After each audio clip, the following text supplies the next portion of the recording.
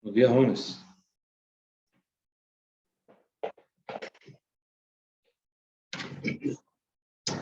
Bueno, vamos a hacer algunos problemas del tema que vimos en el capítulo de corriente y también de lo que estábamos viendo ayer, que fue lo de los circuitos de corriente directa.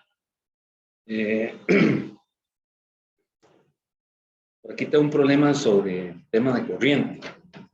Vamos a leerlo, anotamos los datos aquí en la pizarra.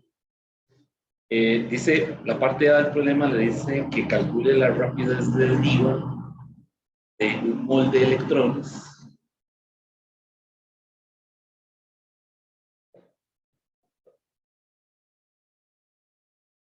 a través de un alambre de cobre por el cual pasa una corriente de 1 ampere.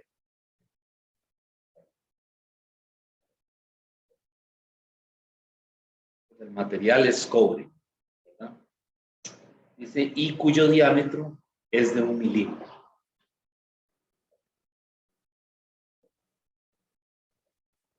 Entonces lo que le pide es que haya la velocidad de deriva, que habíamos dicho que también se llama rapidez de arrastre. Ok, ¿cómo hacemos esta parte? Recuerden que aquí esas velocidades de deriva son muy bajas, son muy pequeñas. O sea, el orden de magnitud anda en 10 a la menos 4 o 10 a la menos 5 metros sobre segundo. Así que no puede ser tampoco muy grande, ¿verdad? Es decir, si el orden de magnitud es muy grande, hay algún error, ¿verdad? En el cálculo. Vamos a resolverlo.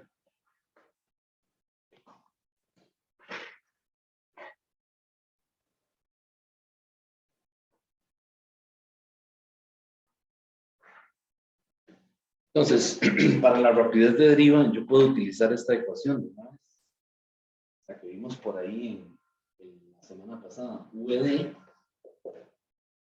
es igual a I dividido entre E por N por A. ¿Sí?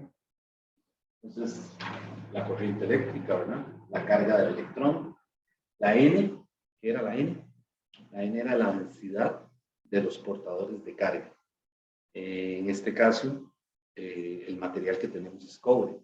Entonces, o el problema me la da, o sea, me da el dato de la densidad, la N, o hay que calcularlo, ¿verdad? Entonces, en este caso, pues nosotros tenemos que calcularla, porque nos están dando, dicen que es un mol de electrones.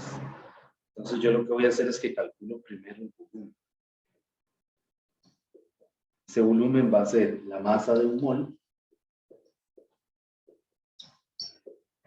dividido entre la densidad de masa.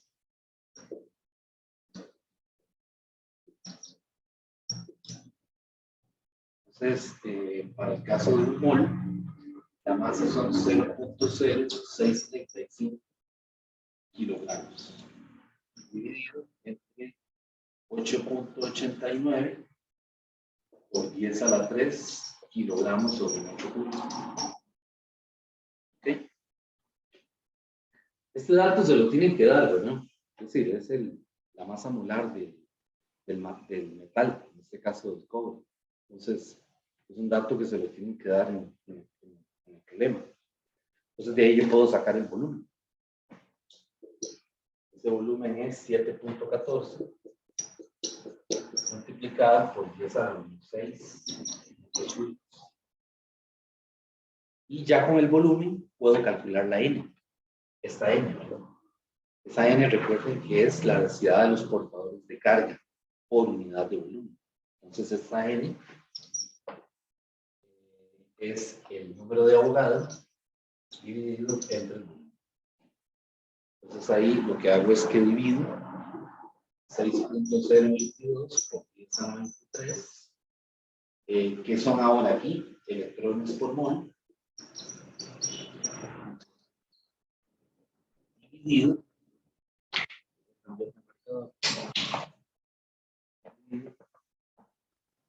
entre este volumen, 7.14 por 10 a la menos 6 metros cúbicos. Vean que ahora me quedan electrones, porque aquí son metros cúbicos, pues esos moles se cancelan. Y esa n me da, esa n me dio 8.43 por 10 a la 28 electrones por metro cúbico. ¿Okay? Algunas veces esa densidad, ya el problema se la dan, pero algunas veces se la dan, por ejemplo, en centímetros cúbicos, para que usted la pase a metros cúbicos. Pues ya tenemos la n, ya yo puedo sustituir aquí, ¿verdad? Porque me dice que la corriente es un ampere. La E es 1.602 por 10 a la menos 19 por la N, que es 8.43 por 10 a la 28.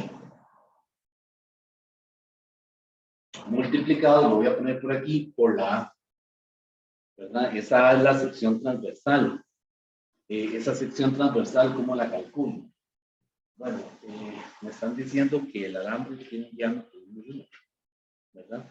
En el problema le dan esa edad. Vuelvo a leerlo por aquello.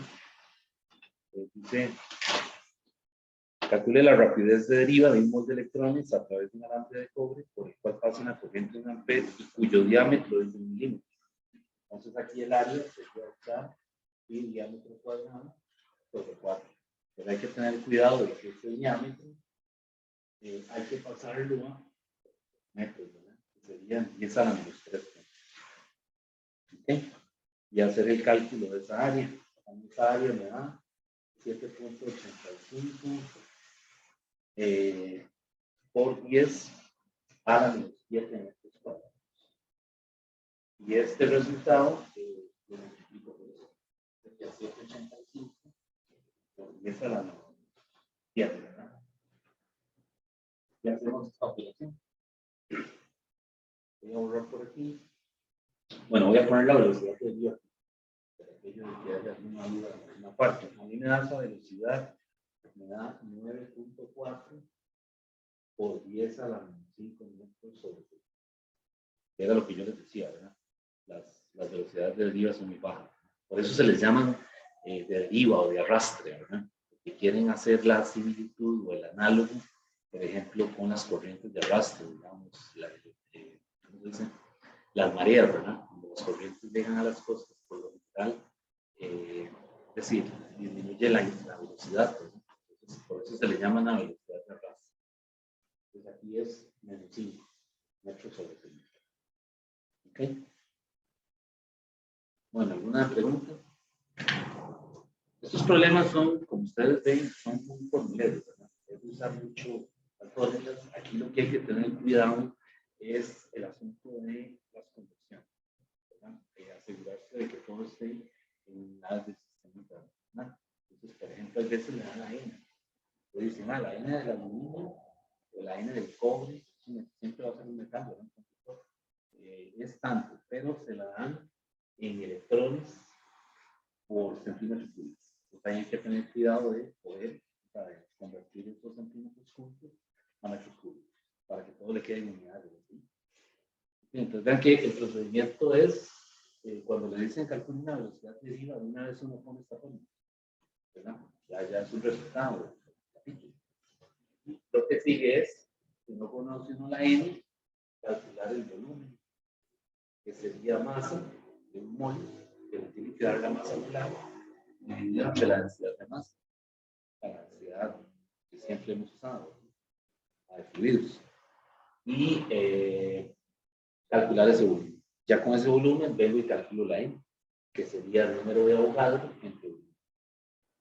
Ya de ahí tengo la N, sé que está en metros, en electrones sobre metro cúbico. Recuerden que electrones no es una unidad, así que aquí realmente las unidades de la densidad de los portadores son metros a la menos 3. Ya con esto me devuelvo aquí. Como le hablan de que es un electrón, usamos la carga del electrón, y el área, usamos la fórmula de pi por r cuadrado, o pi por r cuadrado. Ven que no es tan complicado, ¿verdad? Lo que pasa es que pues, aquí hay que tener cuidado de que de que todas las unidades estén correctas. Profe, Dígame. ¿de dónde sale esa densidad de masa? Esa densidad de masa es la densidad del cobre, que aquí el valor es 8.89, porque es a la 3, a veces es 8.92, dependiendo de la tabla en la forma. Ok. Pero es un dato que le tienen que dar en el problema.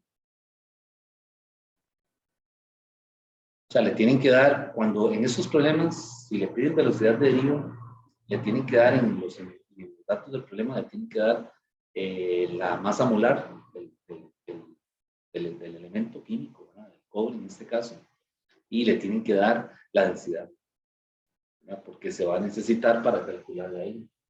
A menos de que ya le digan la N explícitamente, que le digan, la N es tanto, pues ya no necesita la masa molar ni tampoco la densidad. Bueno, esa era la parte A del problema, calcular la velocidad de deriva. La parte B dice que, le dice ahora que calcule la densidad de corriente en este alambre. La densidad de corriente. Entonces, voy a borrar por aquí.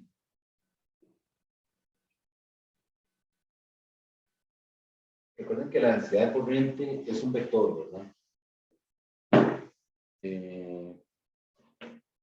Y lo que calculamos es la magnitud. Entonces, la J, que es la densidad de corriente, es corriente por unidad de área. Y la corriente ya la tenemos, es un amperio. Y el área es lo que hicimos aquí, pi por diámetro cuadrado, o sea, 3.14 por el diámetro, que es 10 a la menos 3, ¿verdad? 10 a la menos 3 al cuadrado, entre 4. Y ahí ya tengo la J. Esa J a mí me da 1.27 por 10 a la 6. ¿Qué unidades tiene? Amper sobre metro cuadrado. No se les olviden las unidades, porque si no, les van a quitar ahí un punto, medio puntillo, dependiendo. Digamos que siempre dejan las unidades botadas. Entonces, aquí es muy importante. Cuidado con eso, no dejarlo botadas. Okay.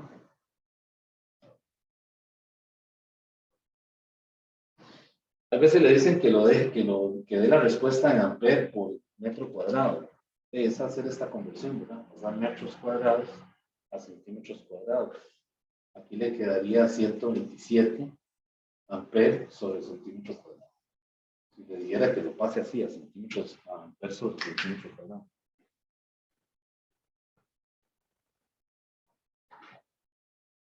Bueno, ese era un problema de un examen. Vean que no es tan complicado, ¿no? Es un problema bastante sencillo, ¿verdad? Solamente tener cuidado con los cálculos.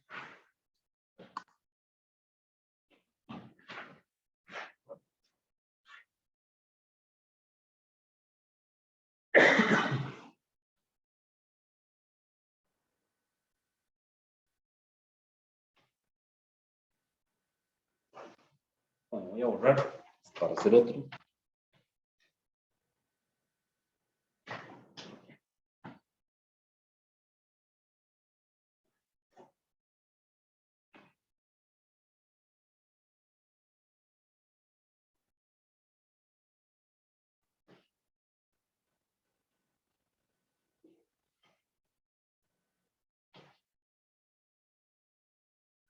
Bueno, este es de ese mismo examen y le dice que considere un circuito que consta, esto es de carga y descarga, lo que vimos ayer.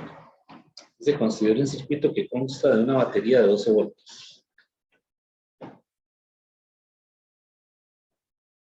Un resistor de 50 ohms. Y un capacitor de 100 microfarados.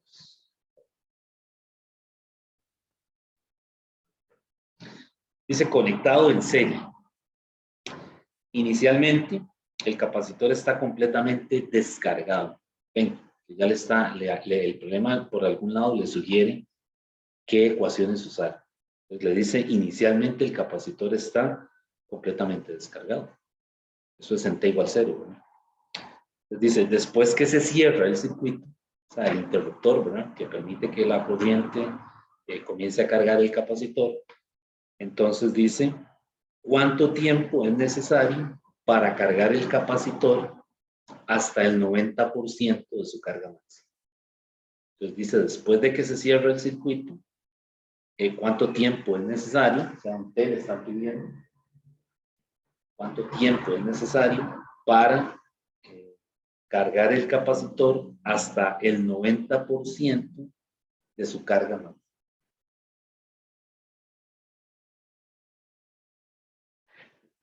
Ese es el típico problema que sale de este capacitor, ¿no? Y si comienzan a haber exámenes viejos, es el mismo problema, siempre, con datos distintos, ¿verdad? Hay veces le dan la figura, otras veces no se la dan. Apréndase la figurilla esa del capacitor, la carga y la descarga, ¿verdad? Que usted sepa dónde está la fuente de poder, ¿no? O sea, que lo pueda dibujar, si fuera el caso de que no se lo dan. Porque yo he visto preguntas, parte A, que le dice, haga un diagrama del circuito RC. O sea, dibuje el circuito con el resistor y el capacitor en C. Eso es facilísimo, ¿verdad? Pero tal vez uno no tuvo el cuidado de verlo, ¿verdad? De aprendérselo antes ¿no? Y entonces hay veces, hay gente que no sabe ni dibujarlo, ¿verdad? Hace un circuito en paralelo, una cosa que no. Entonces es bueno mentalizarlo, ¿verdad? Llevarlo ahí, por aquello de que le dijeran, haga el dibujo, ¿verdad? Otras veces se lo ponen ahí el dibujo, para que usted lo use. Bueno, entonces, ¿cómo hacemos ese problema? ¿Qué ecuaciones tenemos que saber? O sea, ya que inicialmente está descargado. Entonces, este es un problema en donde tenemos que usar la ecuación de carga, ¿verdad? Q de T es igual a mayúscula, ¿verdad? Multiplicado por 1 menos E a la menos T sobre RC. Ya sabemos que el tau, la constante de tiempo del capacitor, es R por C. Y esta Q es la Q máxima.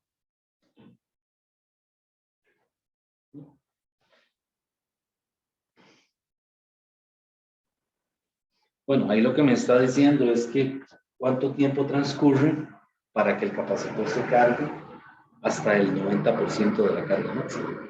Entonces, básicamente lo que me está diciendo es que esa Q máxima, ¿cómo la podemos poner? Lo que podemos decir aquí es que Q de T entre Q máximo, eso es 0.9. Eso está, digamos, esa razón es 0.9. Cuando le hablan de 90%, 62.3%, realmente eso es 0.623 o 0.90. Entonces, pues en esta ecuación está la carga máxima. Entonces eso se reduce. Lo que va a quedar es esto. Va a quedar 0.90 de la Q máxima es igual a Q máximo por 1 menos C a la menos C entre RC.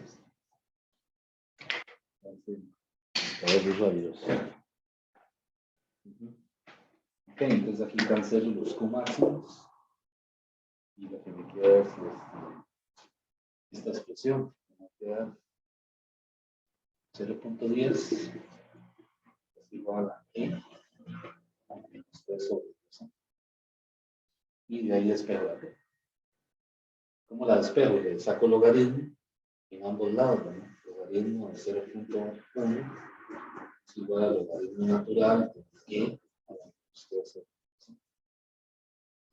Voy a seguir por aquí.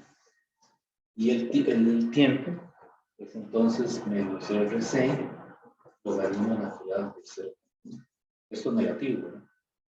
Entonces este menos con este menos se cancela porque no le puede dar un tiempo, negativo, ¿no? Eso es otra cosa que he visto que ponen tiempos negativos. Y aquí hay que tener el cuidado de que la resistencia que nos dieron está en ohm, ¿no? Y el capacitor, la capacitancia, perdón, hay que pasarla, ¿verdad? Que vean que está en microfarados. Entonces aquí son menos 50 multiplicado por 100 por 10 a la menos 6 por el logaritmo natural de 0.1. Y ahí me da tiempo. Este tiempo es 0.0115 segundos. Que muy probablemente en un problema de estos le dicen de en milisegundos para ver el orden de magnitud. Lo que da son 11.5 ms. O sea, 11.5 milisegundos. Vean que los tiempos de carga son extremadamente cortos, ¿verdad? Es decir, dura uno más parpadeando que el capacitor cargándose. Y ese era un problema. Saben que no está tan complicado.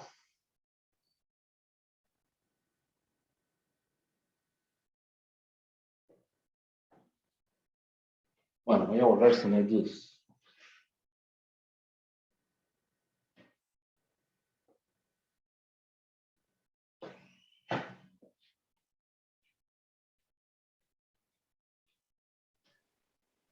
De todos los temas del curso, haciendo un paréntesis, de todos los temas del curso de Física General 2, ¿cuál creen ustedes que es el examen que sea más complicado?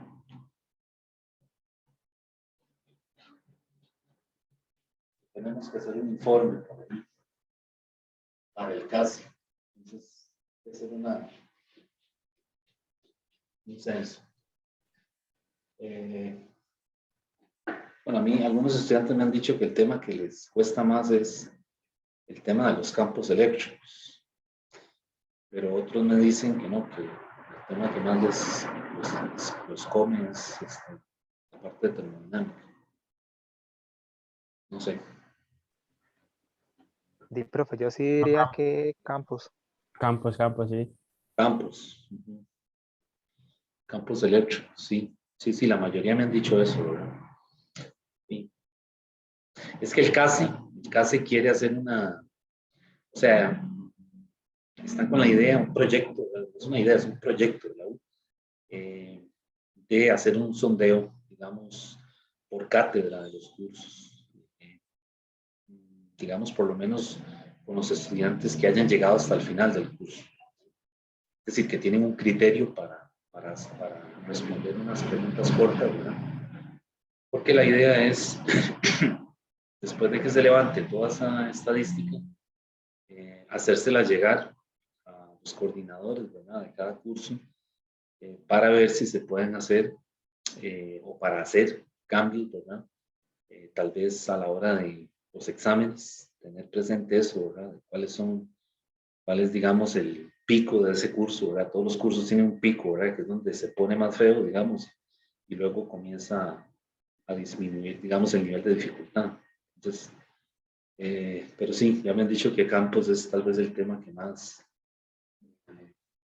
tal vez ofrece más, un poco más de dificultad, ¿verdad?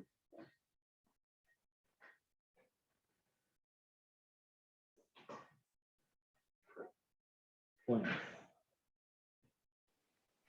Profe, por cierto, no sé si tiene algún problema como este que acaba de hacer, pero que a veces le preguntan a uno cuántos taos se ocupan para que el capacitor se cargue tanto por ciento. Y voy a buscar, a ver si...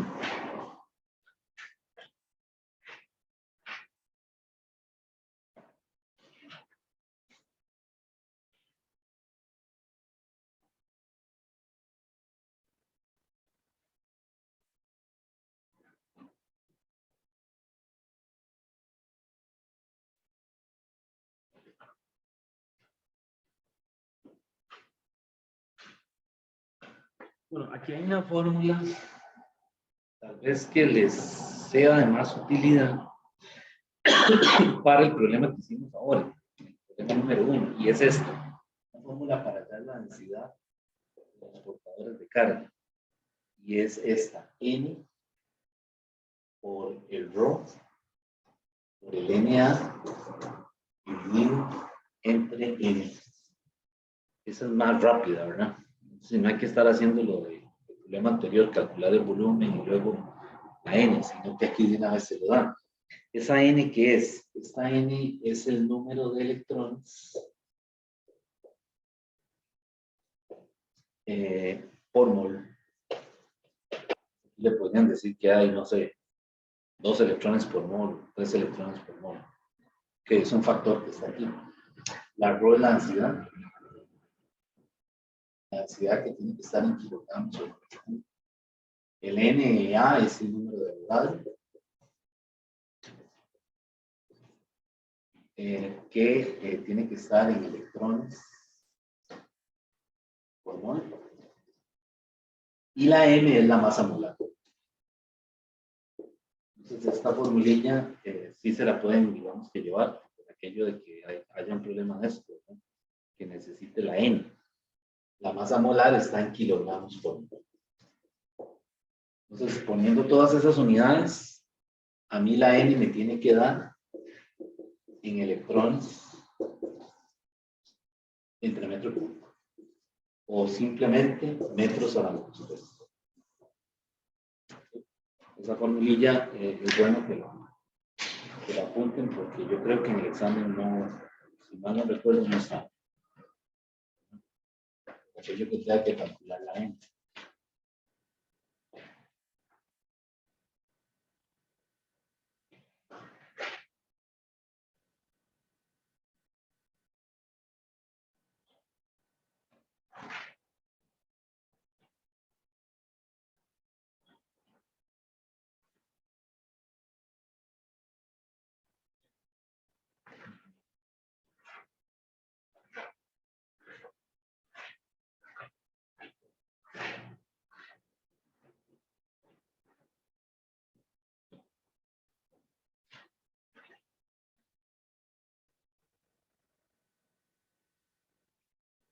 Bueno, vamos a buscar un problema.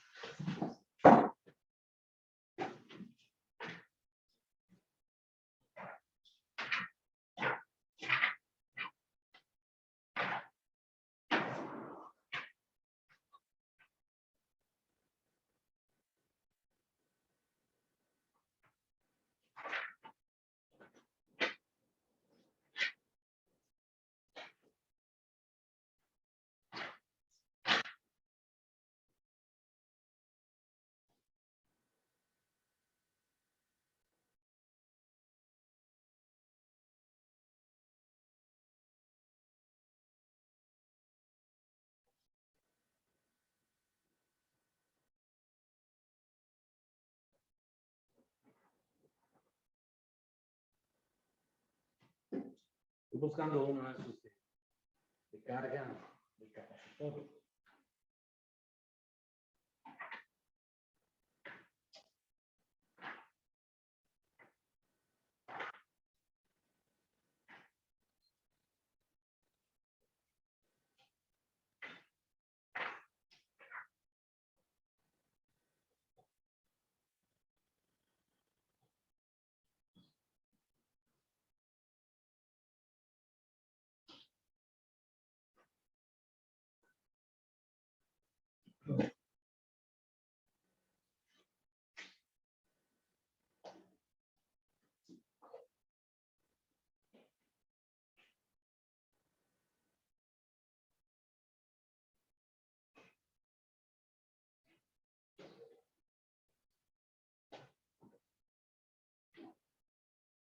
Bueno, vamos a hacer esto.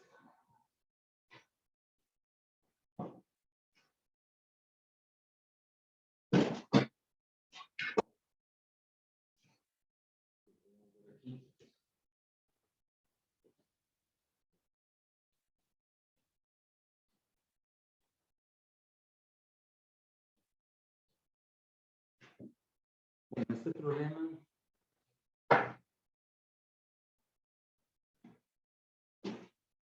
dice que un resistor es de carga y descarga, ¿verdad? Dice un resistor de 4 megaohmios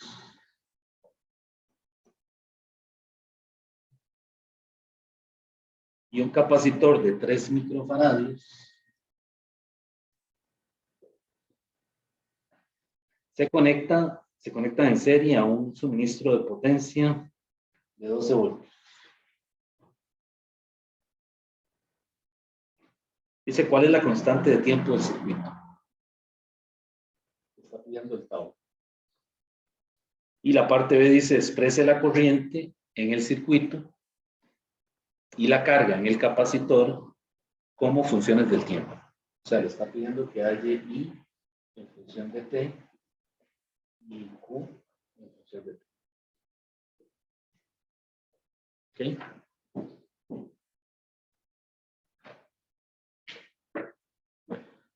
Entonces, bueno, es el circuito, el que yo les digo es el circuito que tiene el resistor, ¿verdad? Esto es lo que hay que saber, por si le piden que lo dibuje. Está en serie con el condensador, también se usa esa palabra, ¿verdad? Para los capacitores se usa también con el término condensador. Por aquí está la batería y por aquí está el interruptor que está abierto, ¿no? La redacción del problema le sugiere que está abierto. Entonces esto es R, esto es C, estos son los 12 voltios. Ese es el interruptor. Eso es lo que uno debería por lo menos saber dibujar. Y empezar con el interruptor cerrado o abierto, ¿verdad? Dependiendo de la redacción del problema. Entonces, bueno, le dice que calcule la constante de tiempo. La constante de tiempo es muy fácil, porque tau es el recurso. Entonces, lo único es que hay que tener cuidado. Esa resistencia hay que pasarla a ohms. Entonces, lo que hay que hacer es multiplicar el 4 por 10 a la 6 para ohms. Y el capacitor, perdón, la capacitancia por 10 a la menos 6 para tenerlo en farados. Entonces, bueno, esto aquí se cancela, ¿verdad? 10 a la 6 por 10 a la menos 6. Y lo que me queda es 4 por 3. En este caso, la constante de tiempo es 12 segundos.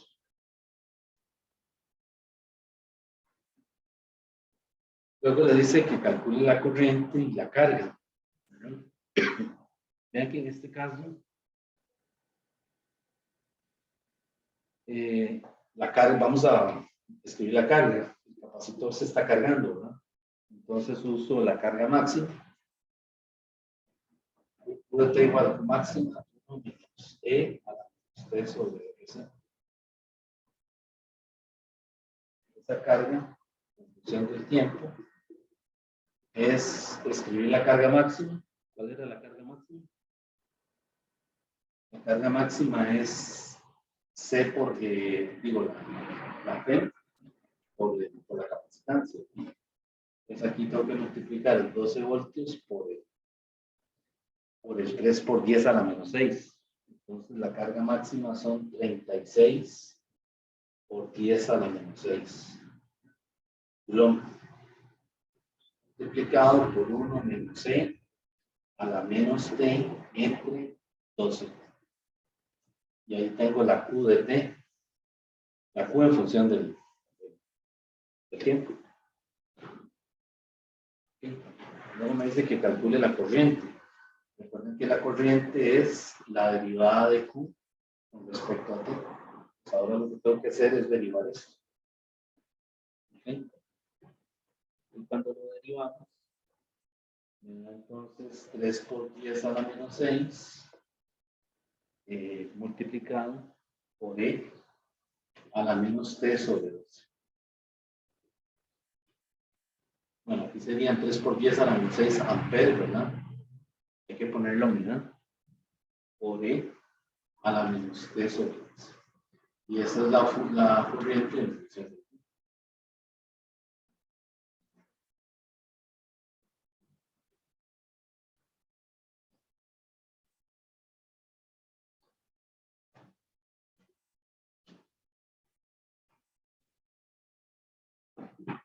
Vamos a hacer otro.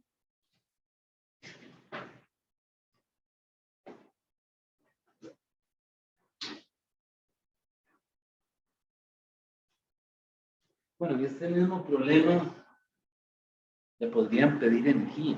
¿Qué habría que hacer si le piden energía? Si le dijeran, halle la energía en función del tiempo. ¿Qué habría que hacer? Voy a borrar por aquí. Entonces, para la energía en función del tiempo, uso la ecuación del capacitor, la que vimos en el capítulo de capacitancia. U es igual a Q cuadrado entre 2 por C. Solamente que ahora esta Q es función del tiempo. Entonces, lo que habría que hacer es escribir esto así. 1 de T es igual a 1 entre 2C por esta expresión al cuadrado. Entonces habría que meter ahí 36 por 10 a la menos 6 por 1 menos C a la menos 3 sobre 12 y elevarlo al cuadrado. Y ahí acomodar esto, ¿verdad? Sí. Dejarlo escrito tal vez de esta manera. 36, hacer esta operación, ¿verdad? 10 a la menos 6 al cuadrado por 1 menos C a la menos 3 sobre 12 al cuadrado. Dividida entre 2 por C. Y la C la conozco porque la capacitancia nos la habían dado, ¿verdad? Es 3 por 10 a la menos 6 farads. Esto tiene que quedar en coulombs, ¿verdad? El 36 por 10 a la menos 6 en coulombs. Y esta operación se puede hacer, ¿verdad? O sea, yo puedo agarrar el 36 por 10 a la menos 6, elevarlo al cuadrado y dividir eso entre 2 por 3 por 10 a la menos 6. Y obtener un solo número, ¿verdad? Eso, para que ya me quede algo más sencillo. U de t igual, entonces me va a quedar un número ahí que no sé cuál es, habría que hacerlo, y multiplicado por 1 menos c a la menos t sobre 2 al cuadrado. ¿Okay? Entonces, después de la u, le pueden decir, bueno, ahora sí, calcule la potencia instantánea. Entonces, ahora la potencia instantánea, ¿qué sería? Ahora la potencia es derivar la u. Pero ya la tengo en función del tiempo. Entonces, si le dijeran, por ejemplo, que calcule potencia instantánea, ¿verdad? Con solo que le digan la palabra potencia instantánea, ya le está diciendo que la tiene que dar en función del tiempo. No tienen que evaluar el tiempo. A menos de que el problema le diga, halle la potencia en el instante t igual tal. ¿verdad? Pero si le dice, halle la potencia instantánea, es que la deja en función del tiempo. Entonces, la potencia instantánea sería hacer la derivada de u respecto de t. Entonces, habría que derivar aquí, ¿verdad? Con respecto a t. Aquí hay un número que salió, ¿verdad? Que no sé cuál es este cálculo aquí. Aquí la derivada quedaría por fuera, ¿verdad? Por la derivada con respecto a t de quién? De 1 menos c a la menos t sobre 2 al cuadrado. Entonces, lo que habría que derivar es únicamente este paréntesis al cuadrado. Entonces, ¿cómo se hace la derivada? Sería el número que me dio ahí, multiplicado por 2, bajo el 2, ¿verdad? Y al 2 le resto 1, entonces me queda 1 menos c a la menos 3 sobre 12 por la regla de la cabeza. Y ahora tengo que derivar esto que está aquí y ponerlo por aquí. Y ahí me quedaría la potencia en función del tiempo. Entonces repase también la derivada, o sea, cómo derivar una función exponencial. Entonces vean que le pueden pedir 4 cosas, ¿verdad? Tau, ¿qué más? Le pidieron la carga y la corriente en función del tiempo. La energía almacenada, instantánea o la potencia.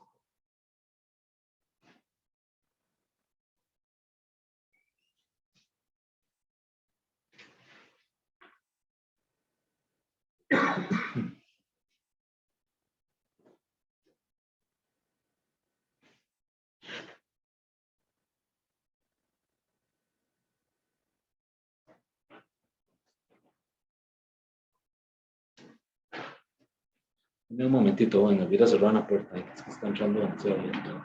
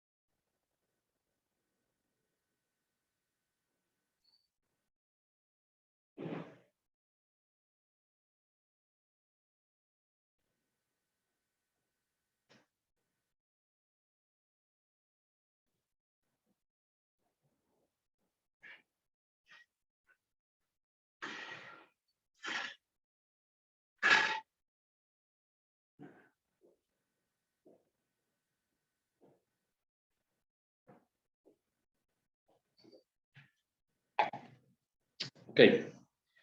Bueno, ¿alguna duda de este problema?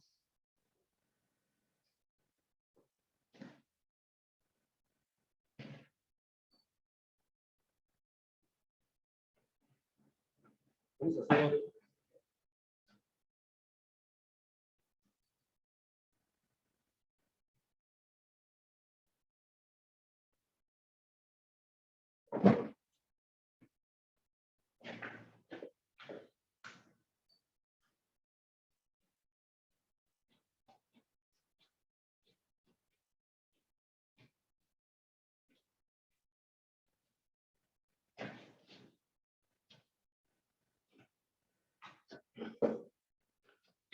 bueno, en este otro dice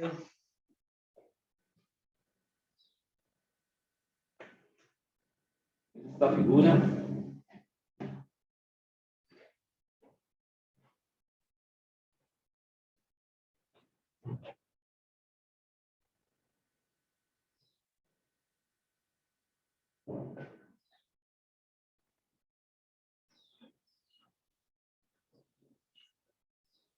T igual 0.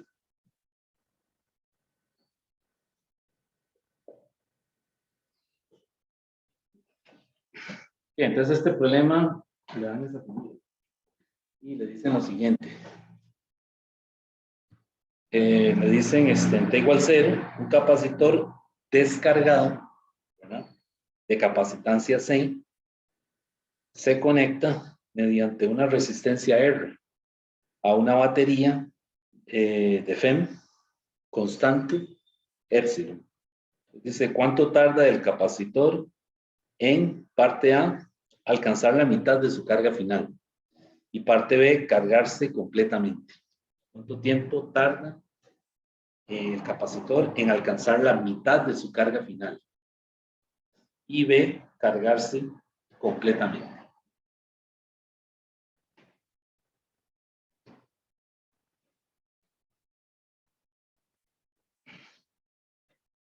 Ok, para la parte A, alcanzar la mitad de su carga final, pues entonces, ¿qué hacemos ahí? Primero que todo, ¿qué es? ¿Es una carga o una descarga? Vea que inicialmente el interruptor está, se dice, se cierra en T igual 0. Por lo tanto, a partir de ese instante, el capacitor empieza a cargarse. Entonces, aquí tenemos que utilizar UDT, ¿no?, que es la de carga, que es C por epsilon por 1 menos C a la menos T sobre RC. Recuerden que esta es la carga máxima. El libro le llama Q mayúscula.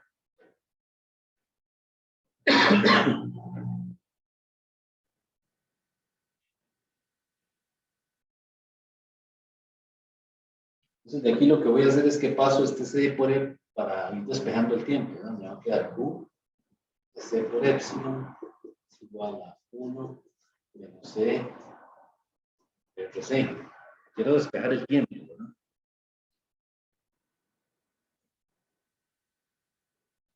Y haciéndolo algebraico me queda 1 menos Q sobre epsilon es igual a E a la menos T sobre RC.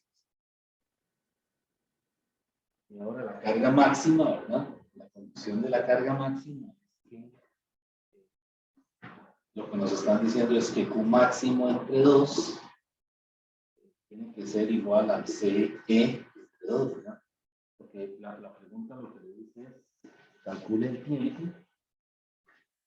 tiempo, cuánto tarda el capacitor, ¿verdad?, en alcanzar la mitad de su carga final, ¿verdad?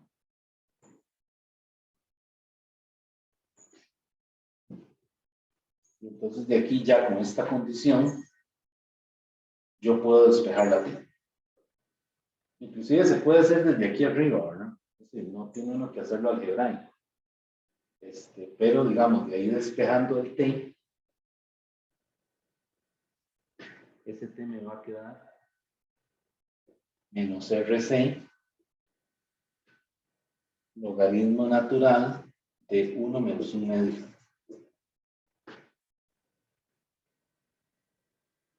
Eso es menos RC, Logaritmo natural de menos 1,5. Lo que me queda es 0,693 de RC, ¿verdad? Pero RC es la constante del tiempo. Entonces realmente lo que tarda es aproximadamente 0,79 constantes de tiempo. Porque también le puedo decir cuántas constantes de tiempo tarda. Aquí, bueno, ven que es una cantidad menor que 1. Es decir, el capacitor lleva la mitad cargada cuando tiene un 69,3% de la constante del tiempo. ¿Okay? Vean que no es una relación lineal, ¿no? Es decir, el capacitor se carga demasiado rápido. ¿Okay?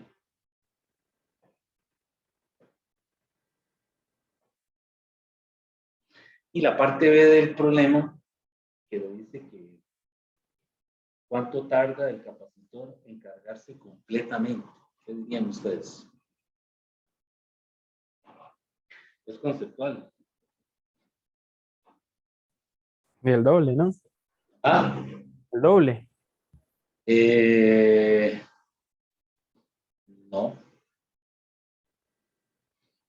No, porque es doble.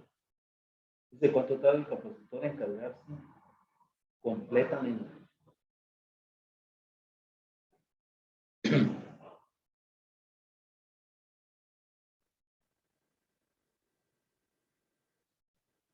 Es que la pregunta no está bien planteada.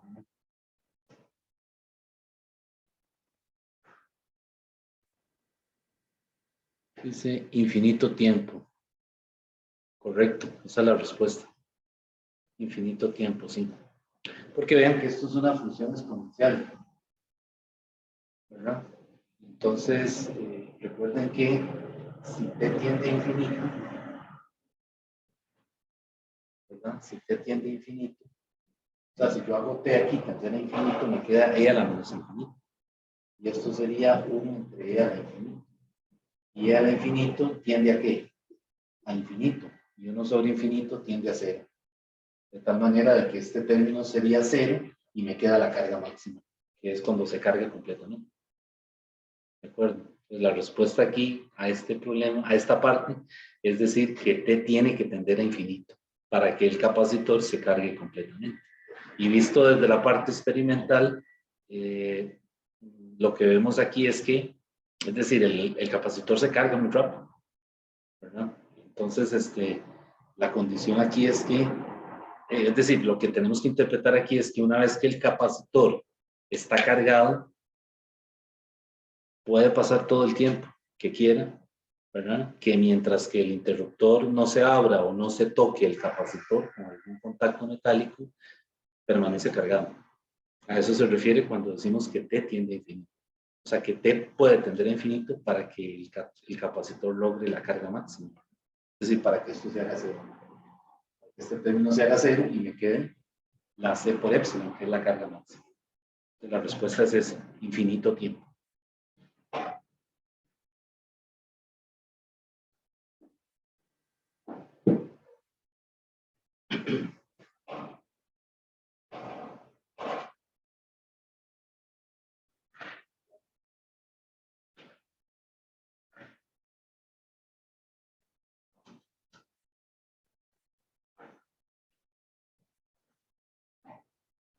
Vamos a hacer uno de reglas de Kirchhoff, que viene en el examen.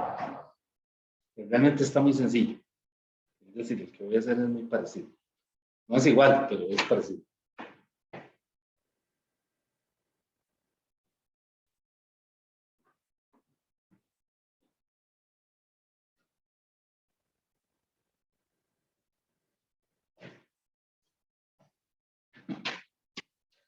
Que me dan este circuito. Voy a dibujarlo de este lado.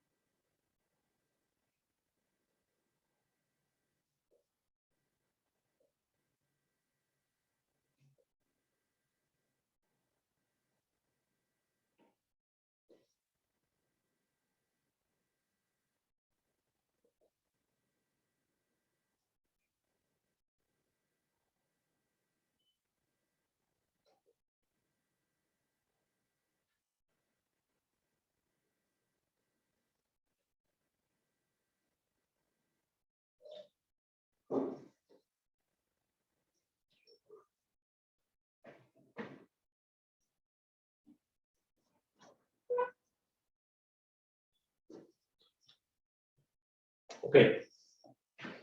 Bueno. Me dan ese problema. Recuerden que aquí es, el problema le dice lo siguiente. Le dan los datos y le dice, usando las reglas de Kirchhoff, ¿verdad? Halle las corrientes. Se le pide que halle las corrientes. La parte B dice que calcule la potencia disipada y la potencia generada.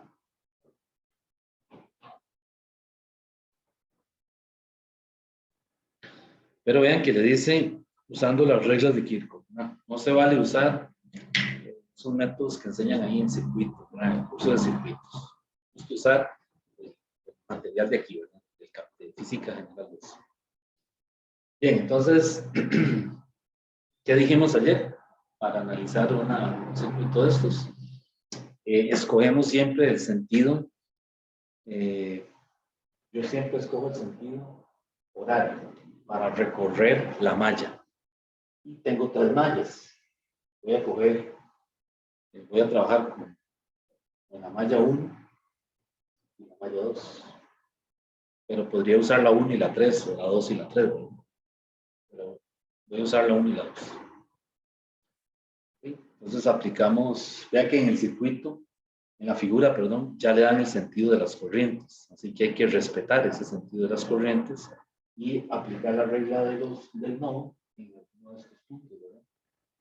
Entonces, cuando yo aplico la regla del nodo, suma de corrientes igual a 0, ¿cómo la podríamos escribir entonces?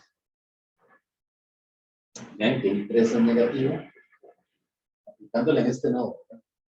En el A, digamos. Aquí está el A y el B. Pues aplicándola en el A.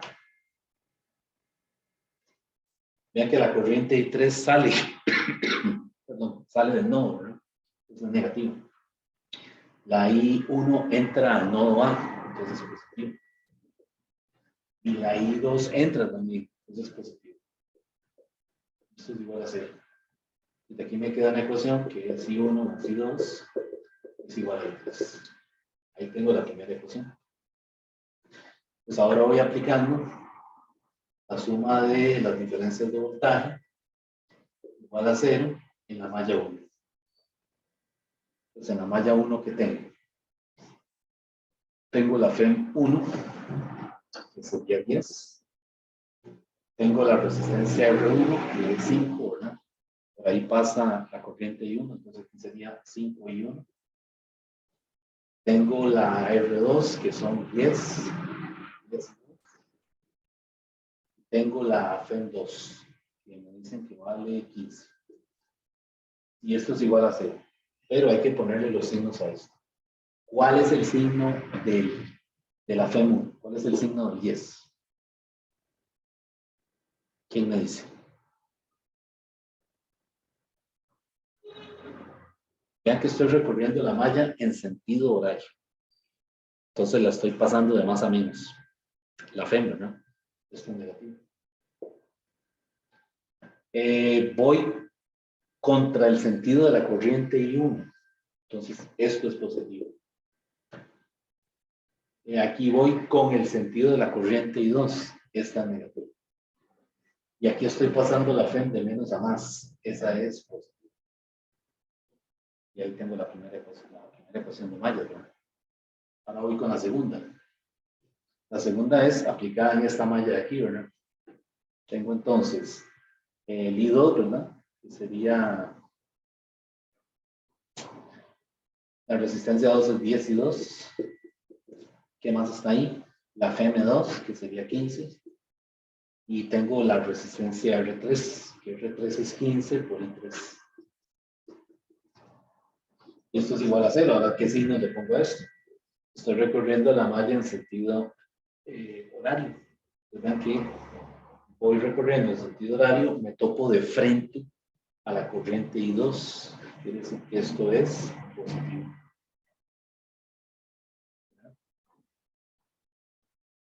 Paso de más a menos, está en negativo. Y voy con el sentido de la corriente, y me topo de frente a esta, ¿verdad? También, pues también es positivo. Y ahí tengo las ecuaciones, ¿verdad? El sistema sería I1 más I2 igual a I3. Esta ecuación se puede simplificar un poquito, ¿verdad? Menos 10 más 15 es 5, ¿verdad? Y lo paso para el otro lado, me quedaría menos 5. Puedo dividir todo entre 5. Entonces me queda ahí 1, ¿verdad? Menos 2 y 2 igual a menos 1. Luego esta otra ecuación sería 10 y 2 más 15 y 3 es igual a 15. Y ahí tengo el sistema de 3 ecuaciones con resultantes. Entonces ahí viene la parte de los proverbios.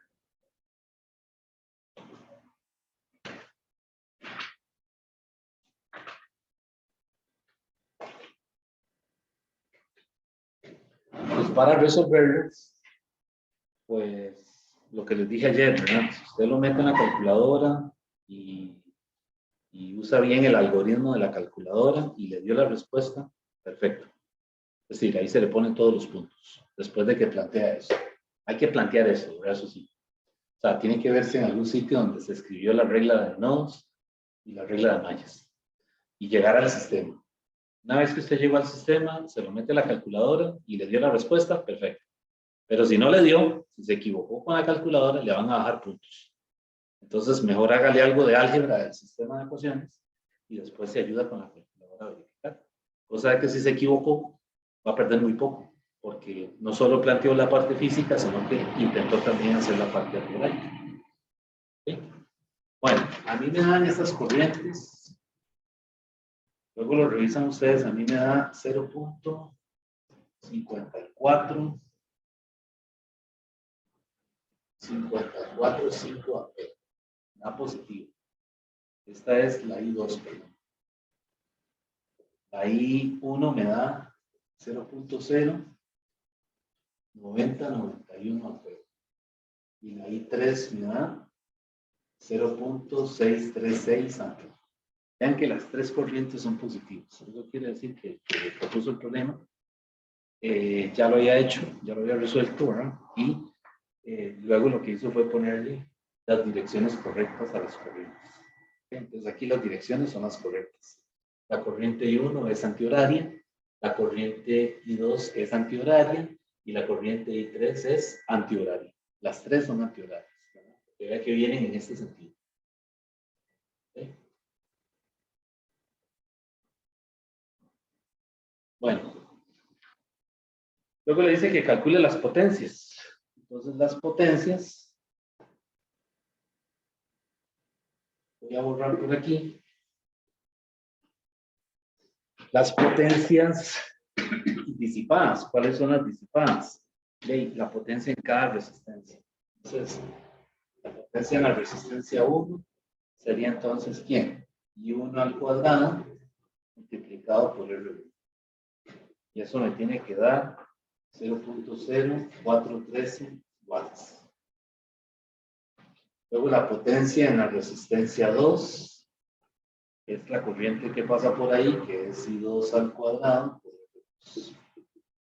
Esa da 2.975 watts. Y la potencia en la resistencia 3. Eso sería ahí 3 al cuadrado por R3. Y esa a mí me dio 6.07 watts. Y las potencias generadas son las potencias generadas en las FEM. Esa potencia 1 en la FEM 1 es I por V, ¿verdad? Por epsilon. Sería la I1 o la epsilon 1. Eso va a ser 0.92 watts. Y la potencia es generada en 2 es 8.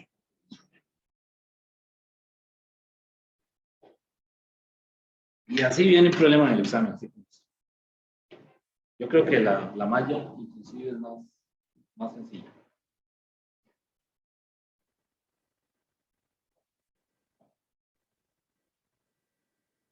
Bueno, ¿alguna duda de eso? No es tan complicado, ¿no? Eh, Sí. ¿Se puede usar Sí. la ley de signos diferente? Como Perdón. la ley de signos diferente. Es que yo la aprendí diferente en circuitos. Sí, la puedo usar diferente. La cosa es que tiene que verse que usó las reglas de Kirchhoff, ¿verdad? Es que en circuitos yo he visto que hace unas operacioncitas por ahí, ¿verdad? Unas multiplicaciones y unas divisiones, y de un pronto a otro salen las corrientes, ¿sí? No sé el método, porque yo Sí, nunca he no, llevado. todo es lo mismo, pero nada más que la ley de signos son Ah, diferentes. sí, sí, sí, está bien. Sí, mientras usted haga el dibujo, ¿verdad? Y aplique las reglas, o sea, que se vea, digamos, la regla de nodos, las reglas de mallas, y llega al sistema de ecuaciones, puede cambiar los signos aquí al revés, porque es un convenio, ¿verdad? Sí, sí, en eso no hay problema. Lo que pasa es que hay veces me hacen así, ¿verdad? Me veo unas operacioncitas en el cuaderno de examen, así, 2 por 3 punto algo, que no sé qué, y cuando uno ve que sale la corriente, ¿verdad? Pero esa operación uno dice, ¿de dónde salió? O sea, ¿cuál es el principio que está aplicando para hacer la operación? Y entonces, eso es lo que es decir, lo que no hay que hacer, ¿verdad? Y no sé el método, ¿verdad? Realmente, porque si yo nunca he llevado un curso de circuito, yo sé lo básico de circuito. Yo sé que en ingeniería este tema tiene un montón, ¿verdad? O sea, es bastante, lo ven de una manera muy, muy profunda. Bueno, entonces voy a borrar.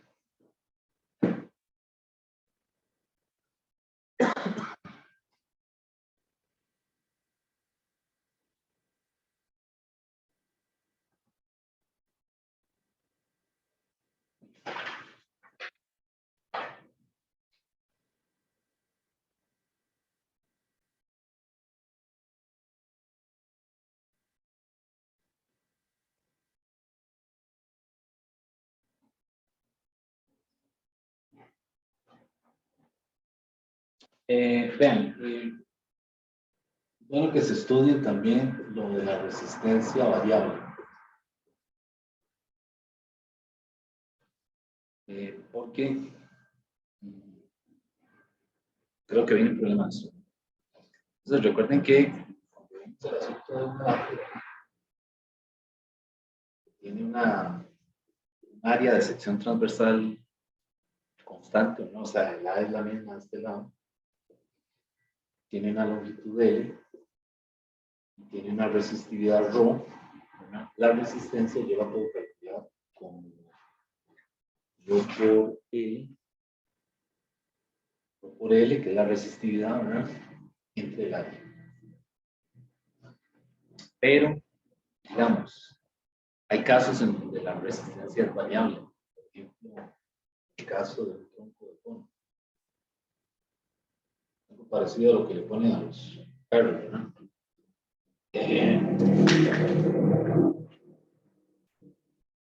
Aquí la resistencia es variable.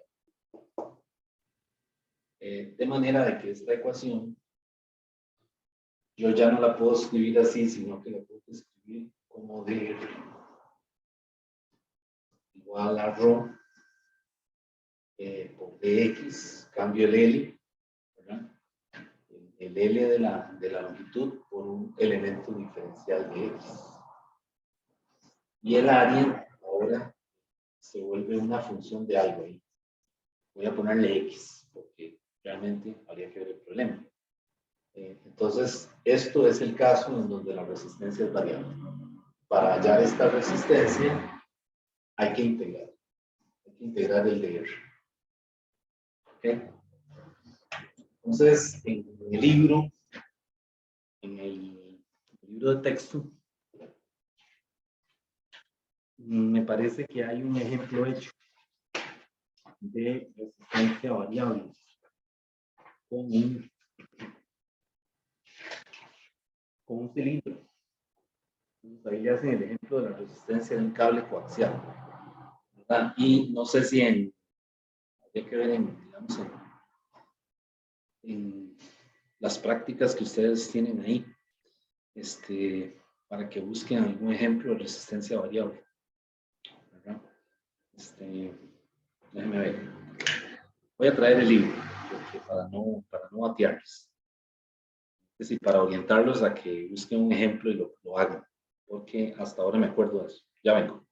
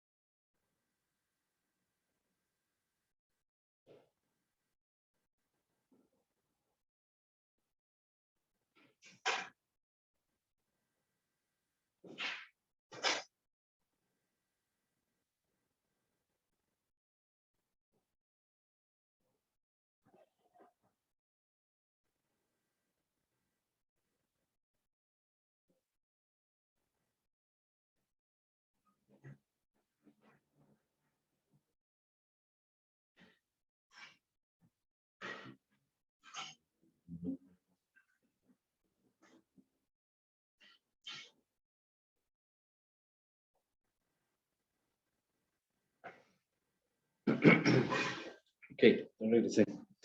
Andaba trayendo el libro de texto oficial. Vamos a ver.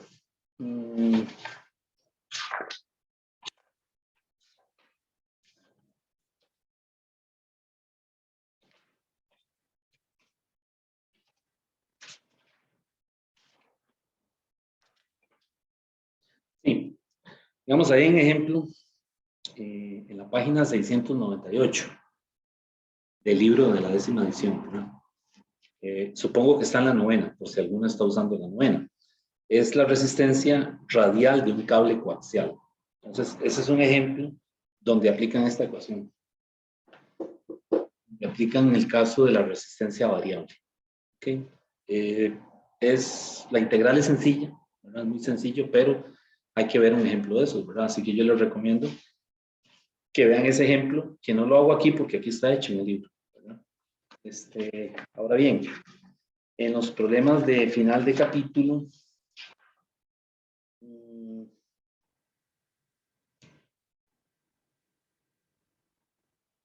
por ejemplo, el problema 50 de ese capítulo, del capítulo 26, sería bueno que también lo intenten hacer, ¿verdad? O igual lo podríamos ver mañana a la hora de consulta, pero digamos que son las dos referencias que tengo de ese capítulo sobre el tema de resistencia variable. Profe, es que podría ser una función de R y que fuera DDR. Sí, claro, puede ser una función que esto sea de R y que el área entonces sea una función de R. En el caso del cono truncado, así es, ¿verdad? Es decir, se establece una relación lineal, más que ahora mismo no recuerdo los detalles, tendría que buscarlo para hacerlo, pero el área queda como una función de R chica, porque la R pequeña es, digamos, que el radio de uno de los aros que va cambiando, ¿verdad? O sea, porque aquí empieza con radio A y aquí tiene radio B. Entonces, el radio de este aro es un radio R, variable, ¿verdad? Porque conforme nos vamos a mover de izquierda a derecha, ¿verdad? Ese R va a ir aumentando, pero va a ir cambiando, ¿verdad? Entonces, el área transversal de cada aro es una función de R, ¿verdad? cada corte, o sea, cada aro, el tronco está formado por muchos aros, ¿verdad? Entonces, cada aro tiene su área en función de R. Entonces, eso es lo que se tiene que meter aquí para integrar. Y la RO le dicen que es constante, ¿verdad? Entonces, como es constante, la puedo sacar fuera de la integral. ¿Okay? Y en ese caso, digamos, la integral sería, los límites serían de A a B, ¿verdad? Digamos, en ese caso, del cono. Correcto. Entonces, la integración sería, sí, la integral aquí sería de A a B, porque voy del radio A hasta el radio máximo que es B, o sea, que es lo que está variando. Ok, bueno, pues para que estudien eso, ¿verdad?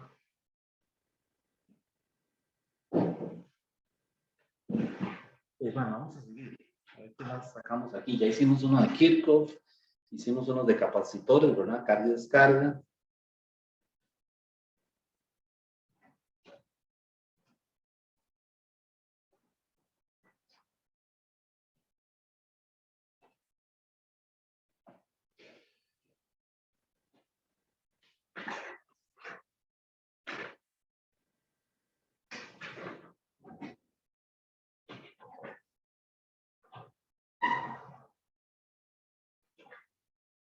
Vamos a hacer otro problema. Vamos a poner los datos. Dice, este es un capacitor con aire, ¿verdad? Está hecho de dos placas paralelas, planas, separadas 1.50. Es un capacitor de placas paralelas, ¿verdad? Dice, la magnitud de la carga en cada placa es de 0.0, 180 microcoulombs. Recuerden que cada placa tiene la misma magnitud de carga, solamente que una placa está cargada negativamente y la otra positiva, ¿verdad? Entonces dice, cuando la diferencia de potencial es de 200 voltios. Dice parte A, ¿cuál es la capacitancia? Parte B, ¿cuál es el área de cada placa? Parte C, ¿cuál es el voltaje máximo que puede aplicarse sin que haya ruptura del dieléctrico? Bueno, eso es un tema que está ahí, ¿verdad? Lo hablan en el libro. Lo comentan ahí. Dice, ¿cuál es el voltaje máximo que puede aplicarse sin que haya ruptura del dieléctrico? En el caso del aire, la ruptura del dieléctrico ocurre con una intensidad de campo de 3 por 10 a la 6. O sea, están diciendo que el campo es 3 por 10 a la 6. Newton sobre Coulomb, y que cuál es el voltaje máximo que se puede aplicar.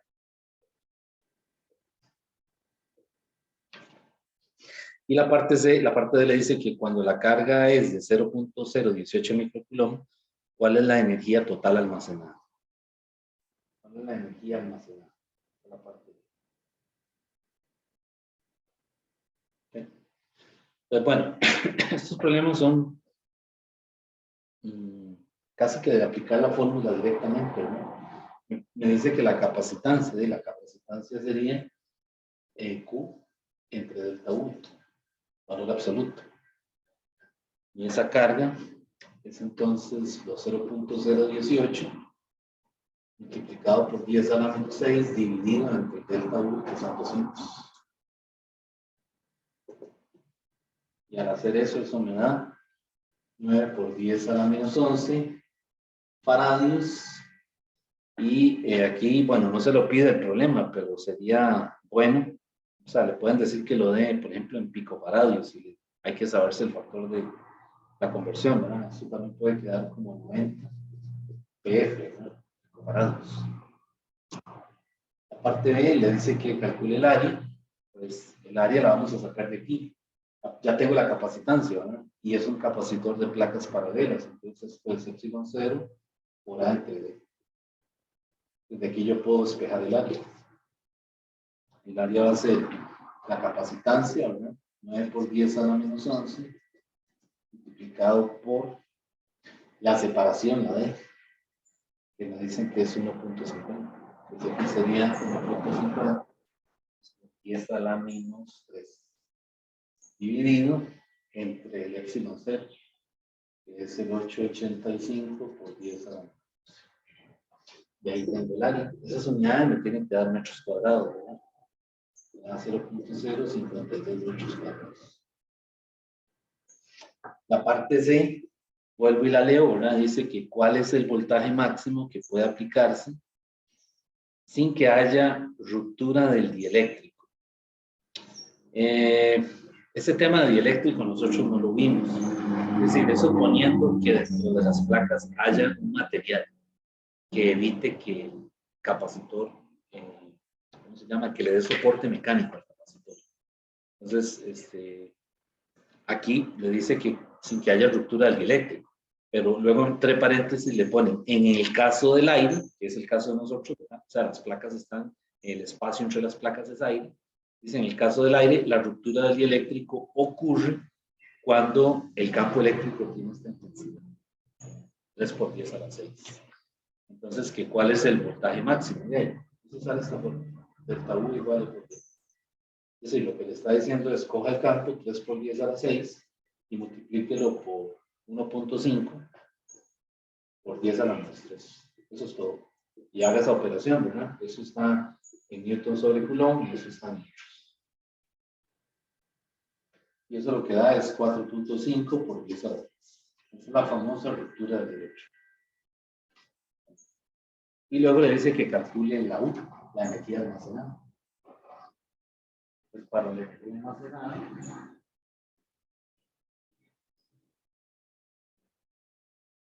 usamos esta formulilla. U es igual a un medio de, yo usé esta, ¿verdad? De Q por delta U. Entonces aquí sería un medio por el Q, que es el Q es 0.018 por 10 a la menos 6.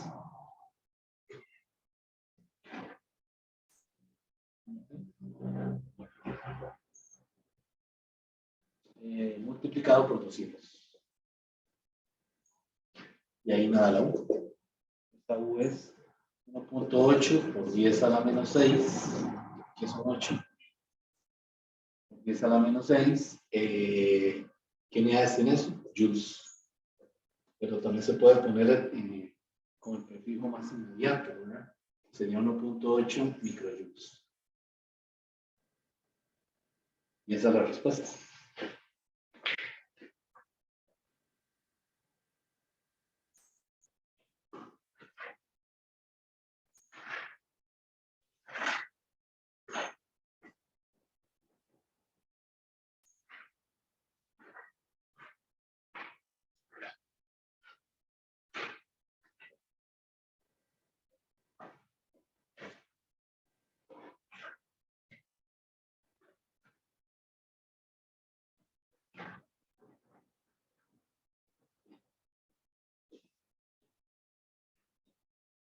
Bueno, voy a borrar si no hay ninguna duda.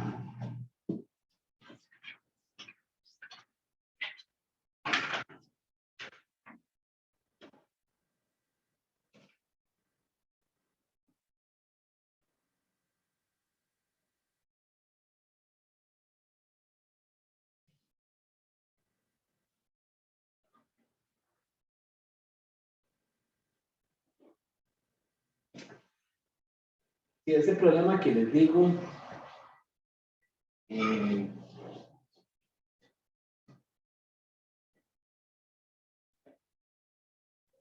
este, ¿verdad? Para que me vean por ahí. Yo soy malo dibujando, pero es algo así.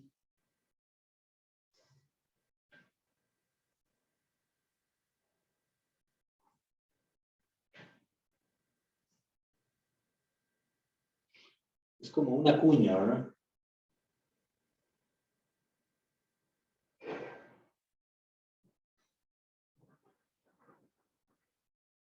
O sea que si lo veo de lado, lo que estoy viendo es algo así. Como las cuñas que le meten a la puerta, al filo de la puerta ahí para que no la cierre el viento. Entonces esta es la cara B y esta cara que está por aquí es la cara A. Es como un zapato, ¿no? Entonces esto tiene altura Y1 y esto tiene altura Y2. No lo voy a hacer, ¿verdad? Es decir, lo que les estoy es comentando el problema. Esto tiene una longitud L y esto tiene un ancho W. Entonces, el problema, por lo menos en esta versión que yo tengo de este libro es la cuarta edición del Serway. Es un libro viejísimo, pero ahí está el problema también. Dice, un material con conductividad uniforme ρ, resistividad, perdón, uniforme ρ, se forma como una cuña de E, de la manera indicada en esa figura. Dice, demuestre que la resistencia entre las caras A y B de esta cuña es esta ecuación. R es igual a ρ, que es la resistividad, ¿verdad? L dividido entre W, Y2 menos Y1, logaritmo natural de Y2 entre Y1. Es decir, hay que llegar a esa ecuación. ¿Okay? Y vea que le dice que es la resistencia entre las caras A y B. O sea, la corriente está cruzando la cuña así. ¿Okay? Entonces, esta cara está a un potencial VA y esta cara está a un potencial VB. ¿Okay? Bueno, lo de los potenciales es otra cosa, pero digamos que esa es la diferencia de potencial, VB menos VA. Entonces, bueno, déjenme ver.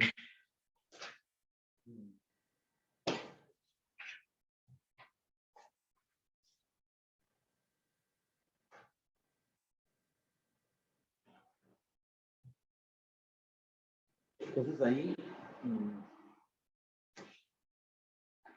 aquí está la resistencia así, ¿verdad? Rho es la integral de Rho, que lo dije ahora, ¿no? Entre A. Y esto sería la integral de Rho de X. ¿Y cómo puedo poner el área? El área es W, Y, ¿verdad? Pero esa Y es una función de X, y eso se los dejo para que ustedes lo vean. Esa Y hay que llegar aquí, que es Y1 más Y2 menos Y1 entre LX. O sea, esa Y es una función de X. ¿Cómo llegaron aquí? ¿Quién me dice? ¿Quién me dicen cómo llegaron aquí? Hacen una relación, una proporción de geometría. Saben que esto es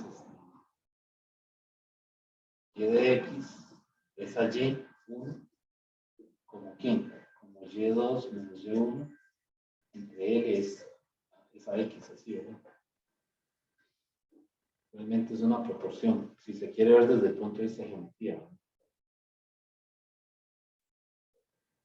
Y si no, como una función lineal, ¿verdad? Que vean que la Y es lo que está cambiando aquí, ¿verdad? Entonces yo necesito poder escribir esto, cualquier segmento, ¿verdad? Cualquier longitud desde aquí hasta aquí, como una Y en función de X. Que la X sería el avance, ¿verdad? Sí, aquí hay que poner esto así. Esto es Y y esto es X. Entonces necesito poder escribir un segmento arbitrario como una función de X. ¿Okay? Bueno, lo voy a dejar ahí planteado. Ustedes lo estudian, ¿verdad? Ya le avanzamos bastante. Hágase también el del cilindro, que está en el libro hecho, el del cilindro coaxial. Y si pueden buscar el del tronco de cono también. Esos son 3 casos de resistencia variable.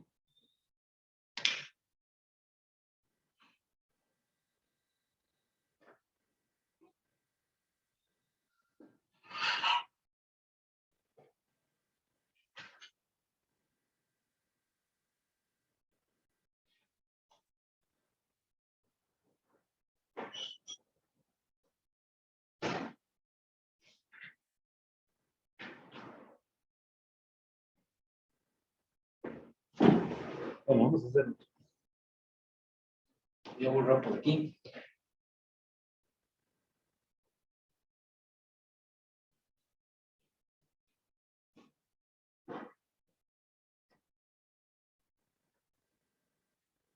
Vamos a borrar eso.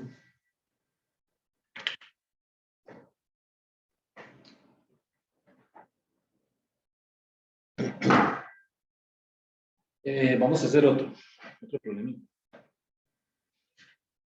Este otro que aparece por ahí.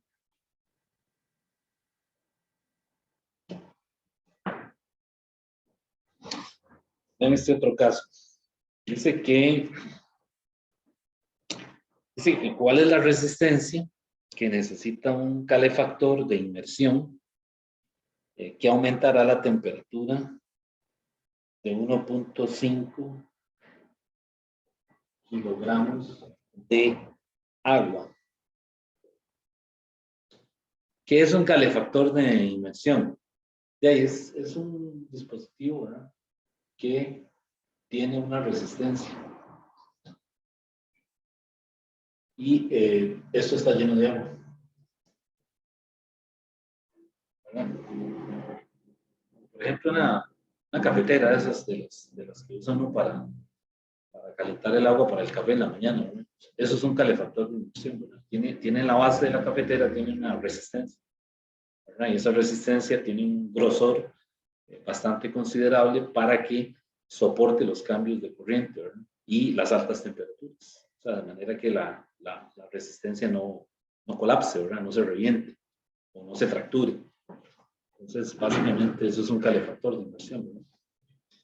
Entonces, bueno, dice que ¿cuál es la resistencia que necesita un calefactor de inmersión que aumentará la temperatura de 1.5 kilogramos de agua de 10 grados Celsius a 50 grados Celsius?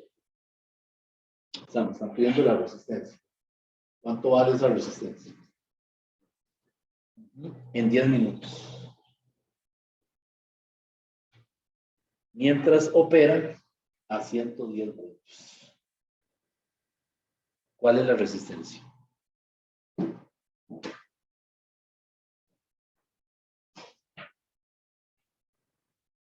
Okay.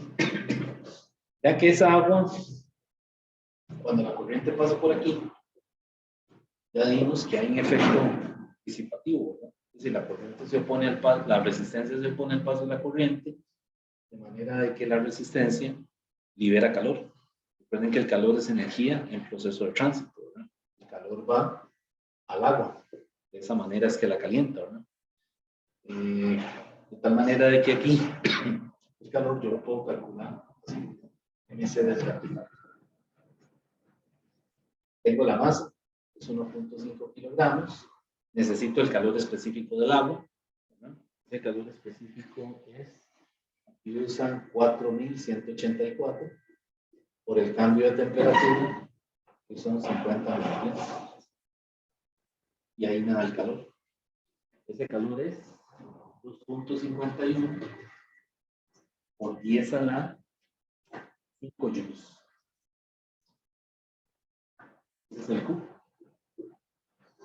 Y ahora vean que la potencia aquí, que es trabajo entre tiempo, porque nos están dando tiempo, ¿verdad? La potencia ahora es Q entre T.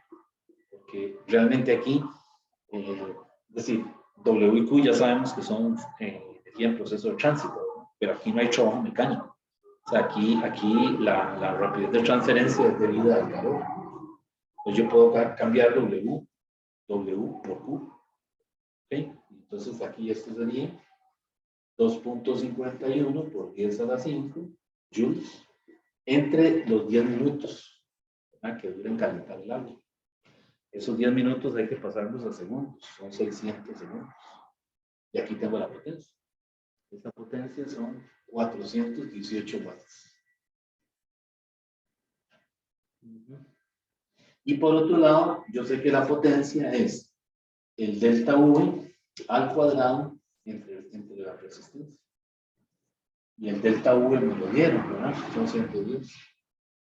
Yo lo que voy a hacer es que 418 lo igualo a delta V al cuadrado, que son 110 al cuadrado, entre la R. Y de ahí despejo la R, la resistencia del calefactor. Esa resistencia me da 29 ohms. Pues también aparecen esos problemillas, ¿verdad? Que le dicen que se está calentando cierta cantidad de líquido ahí, puede ser agua, ¿verdad? Y entonces hay que usar esta formulilla de calor, ¿verdad? Que habíamos visto en términos.